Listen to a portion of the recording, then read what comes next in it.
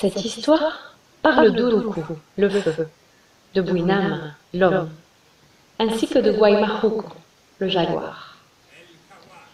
L'œuvre commence par un prologue où le narrateur présente l'esprit du feu au public. Puis nous entrons dans le temps du mythe de la création, entre obscurité et lumière.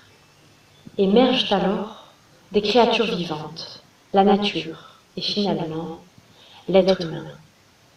Mais l'humain est un être vorace, et cela l'amènera à voler la nourriture des sangliers de la forêt, ce qui provoquera un lourd conflit dont l'homme sera miraculeusement sauvé par le jaguar. Le jaguar invitera alors Buinama, l'homme, à l'accompagner dans sa maloca, sa maison traditionnelle. C'est alors que le jaguar décidera de faire de l'homme son apprenti et de lui enseigner tous ses secrets. Le secret des plantes, le secret du feu et des pierres, mais aussi les secrets de la chasse à l'arc, à la flèche, à la sarbacane. Mais le plus important sera le secret de la médecine sacrée du yaré et de sa préparation. Nous entrerons alors dans un temps de mystère, de rêves lucides, où l'expansion de la conscience nous transportera.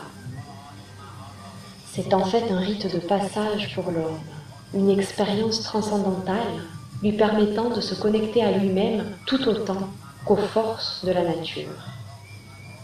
Mais l'homme commencera à être envahi d'une tristesse soudaine. Les siens lui manqueront et il voudra revenir parmi eux.